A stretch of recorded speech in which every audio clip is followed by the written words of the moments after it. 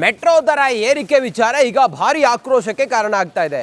ಕಳೆದ ವರ್ಷ ಕೂಡ ಮೆಟ್ರೋ ದರವನ್ನ ಏರಿಕೆ ಮಾಡಿದ್ರು. ಆಗ್ಲೂ ಕೂಡ ಸಹಜವಾಗಿ ಈಗ ಮೆಟ್ರೋ ಪ್ರಯಾಣಿಕರು ಮೆಟ್ರೋ ದರವನ್ನ ಏರಿಕೆ ಮಾಡಿರೋದು ಸರಿಯಲ್ಲ ಅಂತ ಹೇಳ್ತಾ ಇದ್ದಾರೆ. ಸರ್ಕಾರದ ನಿರ್ಧಾರಕ್ಕೆ ಭಾರಿ ಆಕ್ರೋಶ ವ್ಯಕ್ತವಾಗ್ತಾ ಇದೆ. ಜನಸಾಮಾನ್ಯರು ಹೈರಾಣಾಗಿ ಹೋಗಿದ್ದಾರೆ. ಜನಸಾಮಾನ್ಯರಿಂದ ಸರ್ಕಾರ ಕಿತ್ತು ತಿನ್ನುವ ಕೆಲಸ ಮಾಡ್ತಾ ಇದೆ. ರಾಜ್ಯ ಸರ್ಕಾರ ಎಲ್ಲದರಲ್ಲೂ ಕೂಡ ರೇಟ್ ಜಾಸ್ತಿ ಮಾಡಿದೆ. ಈಗ ಮತ್ತೆ 5% ದರ ಹೆಚ್ಚಳ ಮಾಡ್ತಿದ್ದಾರೆ ಅಂತೇಳಿ ಆಕ್ರೋಶವನ್ನು ಹೊರಹಾಕ್ತಾ ಇದ್ದಾರೆ. ಸರ್ಕಾರದಿಂದ ಮತ್ತೆ ಮೆಟ್ರೋ ದರ ಹೆಚ್ಚಳಕ್ಕೆ ನಿರ್ಧಾರ ಮಾಡಿರೋದು ಜನಸಾಮಾನ್ಯರಿಂದ ಆಕ್ರೋಶ ವ್ಯಕ್ತವಾಗ್ತಾ ಇದೆ. 5% ಏರಿಕೆ ಮಾಡಿರೋದು ಸರ್ಕಾರ ಕಿತ್ತು ತಿನ್ನೋ ಕೆಲಸ ಮಾಡ್ತಿದೆ ಅಂತೇಳಿ ಕಿಡಿಕಾರ್ತಿದ್ದಾರೆ. ನೆಕ್ಸ್ಟ್ ಸ್ಟಾಪಿಗೆ ಹೋದರೂ ಕೂಡ 10 ರೂಪಾಯಿ ಇತ್ತು ಚಾರ್ಜಸ್. ಈಗ ಇಮಿಡಿಯೇಟ್ ಆಗಿ ಅವರು 5% ಏರಿಸಿದ್ದಾರೆ ಅಂದರೆ ತುಂಬ ಕಷ್ಟ ಆಗ್ತಾ ಇದೆ ಸರ್. ಆಲ್ರೆಡಿ ನಮ್ಮ ಸ್ಯಾಲ್ರಿ ಕೂಡ ಕಡಿಮೆ ಇದೆ, ಅದರಲ್ಲಿ ಬೆಲೆ ಏರಿಕೆ ಜಾಸ್ತಿ ಆಗಿದೆ, ಎಲ್ಲ ರೀತಿಯಾಗಿ ಜಾಸ್ತಿ ಆಗಿದೆ. ಸೊ ಇದು ಮಾಡಿರೋದು ತುಂಬ ಕಷ್ಟ ಆಗುತ್ತೆ. ಮಿಡಲ್ ಕ್ಲಾಸ್ ಫ್ಯಾಮಿಲಿಯವರು ಸ್ವಲ್ಪ ಅಲ್ಲಿ ಹೋಗಲಿಕ್ಕೆ ನಮಗೆ ತೊಂದರೆ ಭಾಳ ಸಮಸ್ಯೆಗಳಾಗ್ತವೆ ಜಾಸ್ತಿ ದುಡ್ಡು ಕೊಟ್ಟು ಹೋಗಲಿಕ್ಕೆ. ಸೊ ಇದು ನಮ್ಗೆ ಖಂಡಿಸ್ತೀವಿ ಸರ್. 5% ಏನು ಜಾಸ್ತಿ ಮಾಡಿದಾರಲ್ಲ ಸ್ವಲ್ಪ ಸಮಸ್ಯೆ ಆಗ್ತೈತೆ. ಇದೇ ಥರ ಪ್ರೈಸ್ ಇದೆ ಏನು ಹೇಳೋಕ್ಕಾಗತ್ತೆ ಸರ್. ಮಾಡ್ತಾರೆ, ನಾವು ಮಾಡಿಸ್ಕೊಳ್ಳೋಕ್ಕೆ ಇರೋದು ಮಾಡಿಸ್ಕೊಂತೀವಿ ಅಷ್ಟೇ. ರೇಟ್ ಮಾಡೋಕ್ಕೆ ಅಂತ ಅವರಿದ್ದಾರೆ, ದುಡ್ಡು ಕೊಟ್ಟು ಹೋಗೋಕ್ಕೆ ಅಂತ ನಾವಿದ್ದೀವಿ. ಈಗ ಯಾರು ಕೆಲಸ ಕಾರ್ಯ ಬಿಟ್ಟು ಅದ್ರ ಬಗ್ಗೆ ಹೋರಾಟ ಮಾಡೋಷ್ಟು ಪೇಷನ್ಸ್ ಯಾರಿಗೂ ಇಲ್ಲ. ಯಾಕೆಂದರೆ ಎಲ್ಲರಿಗೂ ಅವ್ರವ್ರದ್ದೇ ಆದಂಥ ಕಷ್ಟಗಳಿರ್ತವೆ, ಅವ್ರದ್ದೇ ಆದಂಥ ದುಡಿಮೆ ಮಾಡಬೇಕು, ಅವರು ಹೆಂಡತಿ ಮಕ್ಕಳು ಅವರವು ಫ್ಯಾಮಿಲಿ ನೋಡ್ಕೋಬೇಕು. ಆ ಭಾರದಲ್ಲಿ ಈ ಥರದ ಪ್ರಾಬ್ಲಮ್ಗಳಿಗೆ ಹೋರಾಡೋಕ್ಕೆ ಯಾರಿಗೂ ಟೈಮು ಇಲ್ಲ, ಪೇಷನ್ಸು ಇಲ್ಲ. ಏನು ಮಾಡೋಂಗಿಲ್ಲ. ಅವ್ರು ಮಾಡ್ತಾರೆ, ನಾವು ಮಾಡಿಸ್ಕೊಬೇಕು. ನೆಕ್ಸ್ಟು ಯಾವಾಗ ಎಲೆಕ್ಷನ್ ಬರುತ್ತೆ ಆವಾಗ ನೋಡಿ ಸ್ವಲ್ಪ ಚೆನ್ನಾಗಿ ನಿರ್ಧಾರ ಮಾಡಬೇಕು ಅಂತ ಅಲ್ಲ, ಇವಾಗ ಅನಿವಾರ್ಯ. ಯಾಕೆಂದರೆ ಟ್ರಾನ್ಸ್ಪೋರ್ಟೇಷನ್ನು ತುಂಬ ಕೆಳಗಡೆ ಇರೋ ಗ್ರೌಂಡ್ ಟ್ರಾನ್ಸ್ಪೋರ್ಟೇಷನ್ ತುಂಬ ಟ್ರಾಫಿಕ್ ಜಾಮ್. ಸಪೋಸ್ ನಾನು ಇವಾಗ ಯಲಹಂಕದಲ್ಲಿದ್ದೀನಿ, ಯಲಹಂಕದಿಂದ ನಾನು ಆಫೀಸ್ಗೆ ಹೋಗ್ಬೇಕು ಅಂದ್ಕೊಳ್ಳಿ, ಬಸ್ಸಲ್ಲಿ ಹೋದರೆ 2.5 hours ಆಗುತ್ತೆ. ಅದಕ್ಕೆ ನಾವು ಮೆಟ್ರೋ ಯೂಸ್ ಮಾಡ್ತಾಯಿದ್ದೀವಿ. ವಿಧಿ ಇಲ್ಲ, ಒಂದೆರಡು ದಿವಸ ನಾವು ನೋಡ್ತೀವಿ, ಸರ್ಕಾರ ಏನು ಆ್ಯಕ್ಷನ್ನೇ ತೊಗೊಳ್ಳಲ್ಲ ಯಾವುದ್ರ ಮೇಲೆ. ಪಬ್ಲಿಕ್ನಂತೂ ಮರ್ತು ಬಿಟ್ಟಿದ್ದಾರೆ ಸರ್ಕಾರ. ದುಬಾರಿ ಆಗ್ತಿದ್ರೆ ಅನುಭವಿಸ್ಬೇಕಷ್ಟೇ. ಲಾಸ್ಟ್ ಟೈಮ್ ಆದಾಗ ಯಾರೂ ಎಷ್ಟು ಜನ ಪ್ರೊಟೆಕ್ಟ್ ಮಾಡಿದ್ರು ಅವ್ರು ಮಾಡ್ತಾಯಿಲ್ಲ. ಸರ್ಕಾರಕ್ಕೆ ದುಡ್ಡು ಬೇಕು, ಜನ ಬೇಡ. ಆದ್ದರಿಂದ ಈ ಥರ ಪ್ರಾಬ್ಲಮ್ ಆಗ್ತಾಯಿದೆ. ಜನಗಳು ಅನುಭವಿಸಲೇಬೇಕು. ಅಲ್ಲ, ಇವಾಗ ಅನಿವಾರ್ಯ. ಯಾಕೆಂದರೆ ನಾವು ಮೆಟ್ರೋದಲ್ಲಿ ಓಡಾಡ್ತೀನಿ. ಮೊದಲು ತುಂಬ ಓಡಾಡ್ತಿದ್ವಿ, ಈಗ ತುಂಬ ಕಡಿಮೆ ಆಗಿದೆ. ಅದು ತುಂಬ ಹೊರೆಯಾಗಿದೆ ಸರ್. ಅದು ಮೊದಲೇಗೆ 50% ಜಾಸ್ತಿ ಮಾಡಿರೋದ್ರಿಂದ ತುಂಬ ಜಾಸ್ತಿ ಆಗಿದೆ, ತುಂಬ ಜಾಸ್ತಿ ಮಾಡಿದ್ದಾರೆ.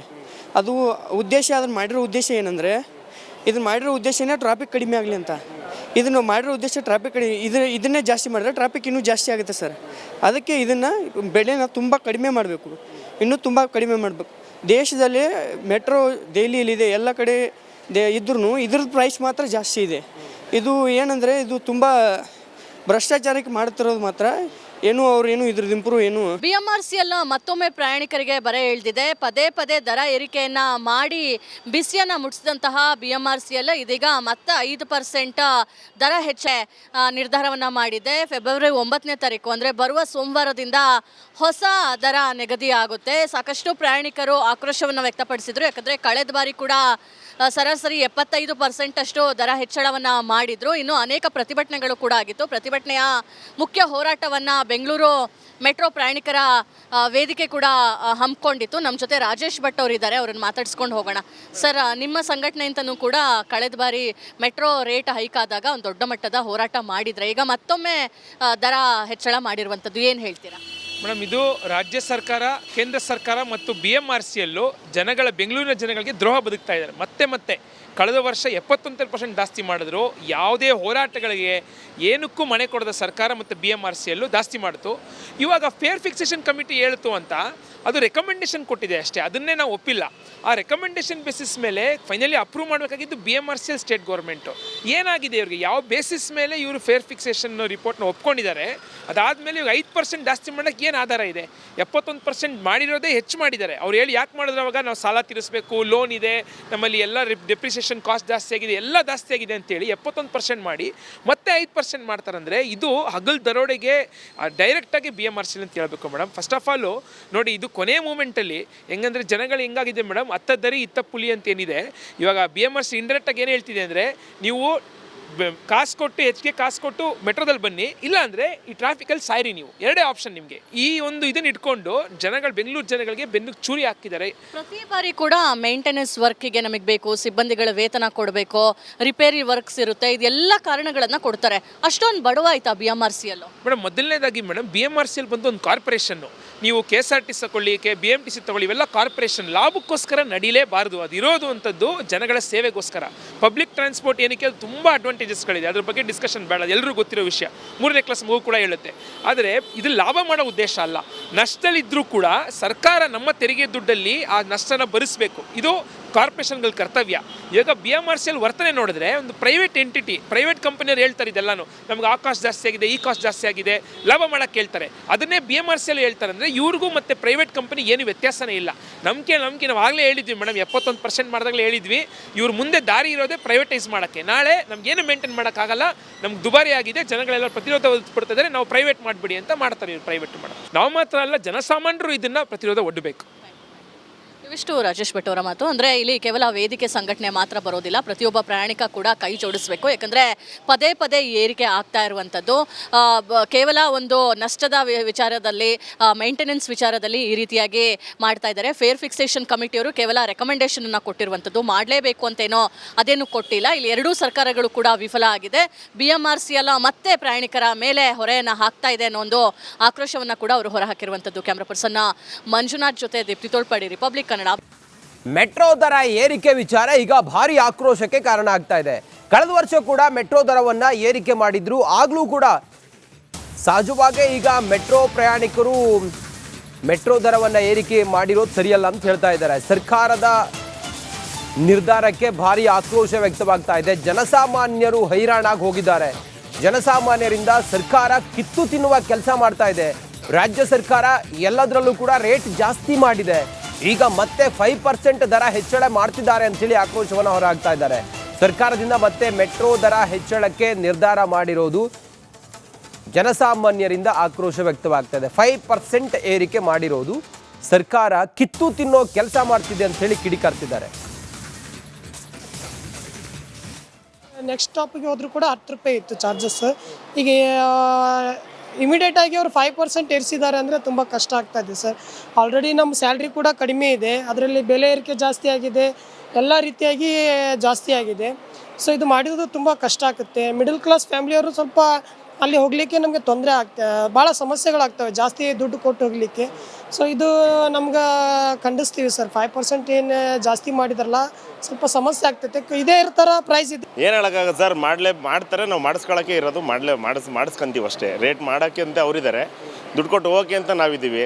ಈಗ ಯಾರು ಕೆಲಸ ಕಾರ್ಯ ಬಿಟ್ಟು ಅದ್ರ ಬಗ್ಗೆ ಹೋರಾಟ ಮಾಡೋಷ್ಟು ಪೇಷನ್ಸ್ ಯಾರಿಗೂ ಇಲ್ಲ. ಯಾಕೆಂದರೆ ಎಲ್ಲರಿಗೂ ಅವ್ರವ್ರದ್ದೇ ಆದಂಥ ಕಷ್ಟಗಳಿರ್ತವೆ, ಅವ್ರದ್ದೇ ಆದಂಥ ದುಡಿಮೆ ಮಾಡಬೇಕು, ಅವರು ಹೆಂಡತಿ ಮಕ್ಕಳು ಅವರವು ಫ್ಯಾಮಿಲಿ ನೋಡ್ಕೋಬೇಕು. ಆ ಭಾರದಲ್ಲಿ ಈ ಥರದ ಪ್ರಾಬ್ಲಮ್ಗಳಿಗೆ ಹೋರಾಡೋಕ್ಕೆ ಯಾರಿಗೂ ಟೈಮು ಇಲ್ಲ, ಪೇಷನ್ಸು ಇಲ್ಲ. ಏನು ಮಾಡೋಂಗಿಲ್ಲ, ಅವ್ರು ಮಾಡ್ತಾರೆ, ನಾವು ಮಾಡಿಸ್ಕೊಬೇಕು. ನೆಕ್ಸ್ಟು ಯಾವಾಗ ಎಲೆಕ್ಷನ್ ಬರುತ್ತೆ ಆವಾಗ ನೋಡಿ ಸ್ವಲ್ಪ ಚೆನ್ನಾಗಿ ನಿರ್ಧಾರ ಮಾಡಬೇಕು ಅಂತ ಅಲ್ಲ, ಇವಾಗ ಅನಿವಾರ್ಯ. ಯಾಕೆಂದರೆ ಟ್ರಾನ್ಸ್ಪೋರ್ಟೇಷನ್ನು ತುಂಬ ಕೆಳಗಡೆ ಇರೋ ಗ್ರೌಂಡ್ ಟ್ರಾನ್ಸ್ಪೋರ್ಟೇಷನ್ ತುಂಬ ಟ್ರಾಫಿಕ್ ಜಾಮ್. ಸಪೋಸ್ ನಾನು ಇವಾಗ ಯಲಹಂಕದಲ್ಲಿದ್ದೀನಿ, ಯಲಹಂಕದಿಂದ ನಾನು ಆಫೀಸ್ಗೆ ಹೋಗ್ಬೇಕು ಅಂದ್ಕೊಳ್ಳಿ, ಬಸ್ಸಲ್ಲಿ ಹೋದರೆ 2.5 hours ಆಗುತ್ತೆ. ಅದಕ್ಕೆ ನಾವು ಮೆಟ್ರೋ ಯೂಸ್ ಮಾಡ್ತಾಯಿದ್ದೀವಿ. ವಿಧಿ ಇಲ್ಲ, 1-2 ದಿವಸ ನಾವು ನೋಡ್ತೀವಿ, ಸರ್ಕಾರ ಏನು ಆ್ಯಕ್ಷನ್ನೇ ತೊಗೊಳ್ಳಲ್ಲ ಯಾವುದ್ರ ಮೇಲೆ. ಪಬ್ಲಿಕ್ನಂತೂ ಮರ್ತು ಬಿಟ್ಟಿದ್ದಾರೆ ಸರ್ಕಾರ. ದುಬಾರಿ ಆಗ್ತಿದ್ರೆ ಅನುಭವಿಸ್ಬೇಕಷ್ಟೇ. ಲಾಸ್ಟ್ ಟೈಮ್ ಆದಾಗ ಯಾರೂ ಎಷ್ಟು ಜನ ಪ್ರೊಟೆಕ್ಟ್ ಮಾಡಿದ್ರು ಅವ್ರು ಮಾಡ್ತಾಯಿಲ್ಲ. ಸರ್ಕಾರಕ್ಕೆ ದುಡ್ಡು ಬೇಕು, ಜನ ಬೇಡ. ಆದ್ದರಿಂದ ಈ ಥರ ಪ್ರಾಬ್ಲಮ್ ಆಗ್ತಾಯಿದೆ, ಜನಗಳು ಅನುಭವಿಸಲೇಬೇಕು. ಅಲ್ಲ, ಇವಾಗ ಅನಿವಾರ್ಯ. ಯಾಕೆಂದರೆ ನಾವು ಮೆಟ್ರೋದಲ್ಲಿ ಓಡಾಡ್ತೀನಿ. ಮೊದಲು ತುಂಬ ಓಡಾಡ್ತಿದ್ವಿ, ಈಗ ತುಂಬ ಕಡಿಮೆ ಆಗಿದೆ. ಅದು ತುಂಬ ಹೊರೆಯಾಗಿದೆ ಸರ್. ಅದು ಮೊದಲೇಗೆ 50% ಜಾಸ್ತಿ ಮಾಡಿರೋದ್ರಿಂದ ತುಂಬ ಜಾಸ್ತಿ ಆಗಿದೆ, ತುಂಬ ಜಾಸ್ತಿ ಮಾಡಿದ್ದಾರೆ. ಅದು ಉದ್ದೇಶ, ಅದನ್ನು ಮಾಡಿರೋ ಉದ್ದೇಶ ಏನಂದರೆ, ಇದನ್ನು ಮಾಡಿರೋ ಉದ್ದೇಶನೇ ಟ್ರಾಫಿಕ್ ಕಡಿಮೆ ಆಗಲಿ ಅಂತ. ಇದನ್ನು ಮಾಡಿರೋ ಉದ್ದೇಶ ಟ್ರಾಫಿಕ್ ಕಡಿಮೆ, ಇದನ್ನೇ ಜಾಸ್ತಿ ಮಾಡಿದ್ರೆ ಟ್ರಾಫಿಕ್ ಇನ್ನೂ ಜಾಸ್ತಿ ಆಗುತ್ತೆ ಸರ್. ಅದಕ್ಕೆ ಇದನ್ನು ಬೆಲೆನ ತುಂಬ ಕಡಿಮೆ ಮಾಡಬೇಕು, ಇನ್ನೂ ತುಂಬ ಕಡಿಮೆ ಮಾಡಬೇಕು. ದೇಶದಲ್ಲಿ ಮೆಟ್ರೋ ದೆಹಲಿಯಲ್ಲಿದೆ, ಎಲ್ಲ ಕಡೆ ಇದ್ರೂ ಇದ್ರದ್ದು ಪ್ರೈಸ್ ಮಾತ್ರ ಜಾಸ್ತಿ ಇದೆ. ಇದು ಏನಂದರೆ, ಇದು ತುಂಬ ಭ್ರಷ್ಟಾಚಾರಕ್ಕೆ ಮಾಡ್ತಿರೋದು ಮಾತ್ರ ಏನು ಅವ್ರು ಏನು ಇದ್ರದ್ದು ಇಂಪ್ರೂವ್ ಏನು. BMRCL ಮತ್ತೊಮ್ಮೆ ಪ್ರಯಾಣಿಕರಿಗೆ ಬರೆ ಎಳೆದಿದೆ. ಪದೇ ಪದೇ ದರ ಏರಿಕೆಯನ್ನ ಮಾಡಿ ಬಿಸಿಯನ್ನ ಮುಟ್ಟಿಸಿದಂತಹ BMRCL ಇದೀಗ ಮತ್ತೆ 5% ದರ ಹೆಚ್ಚೆ ನಿರ್ಧಾರವನ್ನ ಮಾಡಿದೆ. ಫೆಬ್ರವರಿ 9ನೇ ತಾರೀಕು ಅಂದರೆ ಬರುವ ಸೋಮವಾರದಿಂದ ಹೊಸ ದರ ನಿಗದಿ ಆಗುತ್ತೆ. ಸಾಕಷ್ಟು ಪ್ರಯಾಣಿಕರು ಆಕ್ರೋಶವನ್ನು ವ್ಯಕ್ತಪಡಿಸಿದ್ರು. ಯಾಕಂದರೆ ಕಳೆದ ಬಾರಿ ಕೂಡ ಸರಾಸರಿ 75% ಅಷ್ಟು ದರ ಹೆಚ್ಚಳವನ್ನು ಮಾಡಿದ್ರು. ಇನ್ನು ಅನೇಕ ಪ್ರತಿಭಟನೆಗಳು ಕೂಡ ಆಗಿತ್ತು. ಪ್ರತಿಭಟನೆಯ ಮುಖ್ಯ ಹೋರಾಟವನ್ನು ಬೆಂಗಳೂರು ಮೆಟ್ರೋ ಪ್ರಯಾಣಿಕರ ವೇದಿಕೆ ಕೂಡ ಹಮ್ಮಿಕೊಂಡಿತ್ತು. ನಮ್ಮ ಜೊತೆ ರಾಜೇಶ್ ಭಟ್ ಅವರು ಇದ್ದಾರೆ, ಅವ್ರನ್ನ ಮಾತಾಡ್ಸ್ಕೊಂಡು ಹೋಗೋಣ. ಸರ್, ನಿಮ್ಮ ಸಂಘಟನೆಯಿಂದನೂ ಕೂಡ ಕಳೆದ ಬಾರಿ ಮೆಟ್ರೋ ರೇಟ್ ಹೈಕ್ ಆದಾಗ ಒಂದು ದೊಡ್ಡ ಮಟ್ಟದ ಹೋರಾಟ ಮಾಡಿದ್ರೆ, ಈಗ ಮತ್ತೊಮ್ಮೆ ದರ ಹೆಚ್ಚಳ ಮಾಡಿರುವಂಥದ್ದು, ಏನು ಹೇಳ್ತೀರಾ? ಮೇಡಮ್, ಇದು ರಾಜ್ಯ ಸರ್ಕಾರ, ಕೇಂದ್ರ ಸರ್ಕಾರ ಮತ್ತು BMRCL ಜನಗಳ ಬೆಂಗಳೂರಿನ ಜನಗಳಿಗೆ ದ್ರೋಹ ಬದುಕ್ತಾ ಇದ್ದಾರೆ. ಮತ್ತೆ ಕಳೆದ ವರ್ಷ 71% ಜಾಸ್ತಿ ಮಾಡಿದ್ರು. ಯಾವುದೇ ಹೋರಾಟಗಳಿಗೆ ಏನಕ್ಕೂ ಮನೆ ಕೊಡದ ಸರ್ಕಾರ ಮತ್ತು BMRCL ಜಾಸ್ತಿ ಮಾಡಿತು. ಇವಾಗ ಫೇರ್ ಫಿಕ್ಸೇಷನ್ ಕಮಿಟಿ ಹೇಳ್ತು ಅಂತ ಅದು ರೆಕಮೆಂಡೇಶನ್ ಕೊಟ್ಟಿದೆ ಅಷ್ಟೇ, ಅದನ್ನೇ ನಾವು ಒಪ್ಪಿಲ್ಲ. ಆ ರೆಕಮೆಂಡೇಶನ್ ಬೇಸಿಸ್ ಮೇಲೆ ಫೈನಲಿ ಅಪ್ರೂವ್ ಮಾಡಬೇಕಾಗಿದ್ದು BMRCL ಸ್ಟೇಟ್ ಗೌರ್ಮೆಂಟು. ಏನಾಗಿದೆ ಇವ್ರಿಗೆ, ಯಾವ ಬೇಸಿಸ್ ಮೇಲೆ ಇವರು ಫೇರ್ ಫಿಕ್ಸೇಷನ್ ರಿಪೋರ್ಟ್ನ ಒಪ್ಕೊಂಡಿದ್ದಾರೆ, ಅದಾದಮೇಲೆ ಇವಾಗ 5% ಜಾಸ್ತಿ ಮಾಡೋಕ್ಕೆ ಏನು ಆಧಾರ ಇದೆ? 71% ಮಾಡಿರೋದೇ ಹೆಚ್ಚು ಮಾಡಿದ್ದಾರೆ. ಅವ್ರು ಹೇಳಿ ಯಾಕೆ ಮಾಡಿದ್ರು? ಅವಾಗ ನಾವು ಸಾಲ ತೀರಿಸಬೇಕು, ಲೋನ್ ಇದೆ, ನಮ್ಮಲ್ಲಿ ಎಲ್ಲ ಡೆಪ್ರಿಸಿಯೇಷನ್ ಕಾಸ್ಟ್ ಜಾಸ್ತಿ ಆಗಿದೆ, ಎಲ್ಲ ಜಾಸ್ತಿ ಆಗಿದೆ ಅಂತೇಳಿ 71% ಮಾಡಿ ಮತ್ತೆ 5% ಮಾಡ್ತಾರಂದರೆ ಇದು ಹಗಲ್ ದರೋಡೆಗೆ ಡೈರೆಕ್ಟಾಗಿ BMRCL ಅಂತ ಹೇಳ್ಬೇಕು ಮೇಡಮ್. ಫಸ್ಟ್ ಆಫ್ ಆಲು ನೋಡಿ, ಇದು ಕೊನೆ ಮೂಮೆಂಟಲ್ಲಿ ಹೆಂಗಂದರೆ ಜನಗಳು ಹೆಂಗಾಗಿದೆ ಮೇಡಮ್, ಹತ್ತದ್ದರಿ ಇತ್ತ ಪುಲಿ ಅಂತ ಏನಿದೆ. ಇವಾಗ BMRCL ಇಂಡೈರೆಕ್ಟಾಗಿ ಏನು ಹೇಳ್ತಿದೆ ಅಂದರೆ, ನೀವು ಕಾಸು ಕೊಟ್ಟು ಹೆಚ್ಚಿಗೆ ಕಾಸು ಕೊಟ್ಟು ಮೆಟ್ರೋದಲ್ಲಿ ಬನ್ನಿ, ಇಲ್ಲ ಅಂದರೆ ಈ ಟ್ರಾಫಿಕಲ್ಲಿ ಸಾಯಿರಿ. ನೀವು ಎರಡೇ ಆಪ್ಷನ್ ನಿಮಗೆ. ಈ ಒಂದು ಇದನ್ನು ಇಟ್ಕೊಂಡು ಬೆಂಗಳೂರು ಜನಗಳಿಗೆ ಬೆನ್ನು ಚೂರಿ ಹಾಕಿದ್ದಾರೆ. ಪ್ರತಿ ಬಾರಿ ಕೂಡ ಮೇಂಟೆನೆನ್ಸ್ ವರ್ಕಿಗೆ ನಮಗೆ ಬೇಕು, ಸಿಬ್ಬಂದಿಗಳ ವೇತನ ಕೊಡಬೇಕು, ರಿಪೇರಿ ವರ್ಕ್ಸ್ ಇರುತ್ತೆ, ಇದೆಲ್ಲ ಕಾರಣಗಳನ್ನು ಕೊಡ್ತಾರೆ. ಅಷ್ಟೊಂದು ಬಡವ ಆಯ್ತಾ BMRCL? ಮೇಡಮ್, ಮೊದಲನೇದಾಗಿ ಮೇಡಮ್, BMRCL ಬಂದು ಒಂದು ಕಾರ್ಪೊರೇಷನ್ನು.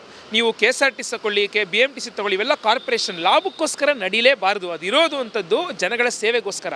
ಪಬ್ಲಿಕ್ ಟ್ರಾನ್ಸ್ಪೋರ್ಟ್ ಏನಕ್ಕೆ, ಅದು ತುಂಬ ಅಡ್ವಾಂಟೇಜಸ್ಗಳಿದೆ, ಅದ್ರ ಬಗ್ಗೆ ಡಿಸ್ಕಷನ್ ಬೇಡ, ಎಲ್ಲರೂ ಗೊತ್ತಿರೋ ವಿಷಯ. 3ನೇ ಕ್ಲಾಸ್ ಮಗು ಕೂಡ ಹೇಳುತ್ತೆ. ಆದರೆ ಇದು ಲಾಭ ಮಾಡೋ ಉದ್ದೇಶ ಅಲ್ಲ. ನಷ್ಟದಲ್ಲಿದ್ದರೂ ಕೂಡ ಸರ್ಕಾರ ನಮ್ಮ ತೆರಿಗೆ ದುಡ್ಡಲ್ಲಿ ಆ ನಷ್ಟನ ಭರಿಸಬೇಕು. ಇದು ಕಾರ್ಪೊರೇಷನ್ಗಳ ಕರ್ತವ್ಯ. ಇವಾಗ BMRCL ವರ್ತನೆ ನೋಡಿದ್ರೆ ಒಂದು ಪ್ರೈವೇಟ್ ಎಂಟಿಟಿ, ಪ್ರೈವೇಟ್ ಕಂಪನಿಯವ್ರು ಹೇಳ್ತಾರೆ ಇದೆಲ್ಲಾನು, ನಮ್ಗೆ ಆ ಕಾಸ್ಟ್ ಜಾಸ್ತಿ ಆಗಿದೆ, ಈ ಕಾಸ್ಟ್ ಜಾಸ್ತಿ ಆಗಿದೆ, ಲಾಭ ಮಾಡೋಕ್ಕೆ ಹೇಳ್ತಾರೆ. ಅದನ್ನೇ BMRCL ಹೇಳ್ತಾರೆ. ಅಂದರೆ ಇವ್ರಿಗೂ ಮತ್ತು ಪ್ರೈವೇಟ್ ಕಂಪನಿ ಏನು ವ್ಯತ್ಯಾಸನೇ ಇಲ್ಲ. ನಂಬಿಕೆ ನಾವು ಆಗಲೇ ಹೇಳಿದ್ವಿ ಮೇಡಮ್, 71% ಮಾಡಿದಾಗಲೇ ಹೇಳಿದ್ವಿ, ಇವ್ರು ಮುಂದೆ ದಾರಿ ಇರೋದೇ ಪ್ರೈವೇಟೈಸ್ ಮಾಡೋಕ್ಕೆ. ನಾಳೆ ನಮಗೇನು ಮೇಂಟೈನ್ ಮಾಡೋಕ್ಕಾಗಲ್ಲ, ನಮ್ಗೆ ದುಬಾರಿ ಆಗಿದೆ, ಜನಗಳೆಲ್ಲ ಪ್ರತಿರೋಧ ಒಡ್ತಿದ್ದಾರೆ, ನಾವು ಪ್ರೈವೇಟ್ ಮಾಡಿಬಿಡಿ ಅಂತ ಮಾಡ್ತಾರೆ ಇವ್ರು. ಪ್ರೈವೇಟ್ ಮಾಡೋದು ನಾವು ಮಾತ್ರ ಅಲ್ಲ, ಜನಸಾಮಾನ್ಯರು ಇದನ್ನು ಪ್ರತಿರೋಧ ಒಡ್ಡಬೇಕು. ಇವಿಷ್ಟು ರಾಜೇಶ್ ಭಟ್ ಅವರ ಮಾತು. ಅಂದರೆ ಇಲ್ಲಿ ಕೇವಲ ವೇದಿಕೆ ಸಂಘಟನೆ ಮಾತ್ರ ಬರೋದಿಲ್ಲ, ಪ್ರತಿಯೊಬ್ಬ ಪ್ರಯಾಣಿಕ ಕೂಡ ಕೈ ಜೋಡಿಸಬೇಕು. ಯಾಕಂದರೆ ಪದೇ ಪದೇ ಏರಿಕೆ ಆಗ್ತಾ ಇರುವಂಥದ್ದು ಕೇವಲ ಒಂದು ನಷ್ಟದ ವಿಚಾರದಲ್ಲಿ, ಮೇಂಟೆನೆನ್ಸ್ ವಿಚಾರದಲ್ಲಿ ಈ ರೀತಿಯಾಗಿ ಮಾಡ್ತಾ ಇದ್ದಾರೆ. ಫೇರ್ ಫಿಕ್ಸೇಷನ್ ಕಮಿಟಿಯವರು ಕೇವಲ ರೆಕಮೆಂಡೇಷನನ್ನು ಕೊಟ್ಟಿರುವಂಥದ್ದು, ಮಾಡಲೇಬೇಕು ಅಂತೇನೋ ಅದೇನು ಕೊಟ್ಟಿಲ್ಲ. ಇಲ್ಲಿ ಎರಡೂ ಸರ್ಕಾರಗಳು ಕೂಡ ವಿಫಲ ಆಗಿದೆ. BMRCL ಮತ್ತೆ ಪ್ರಯಾಣಿಕರ ಮೇಲೆ ಹೊರೆಯನ್ನು ಹಾಕ್ತಾ ಇದೆ ಅನ್ನೋ ಒಂದು ಆಕ್ರೋಶವನ್ನು ಕೂಡ ಅವರು ಹೊರಹಾಕಿರುವಂಥದ್ದು. ಕ್ಯಾಮ್ರಾ ಪರ್ಸನ್ ಮಂಜುನಾಥ್ ಜೊತೆ ದೀಪ್ತಿ ತೋಳ್ಪಾಡಿ, ರಿಪಬ್ಲಿಕ್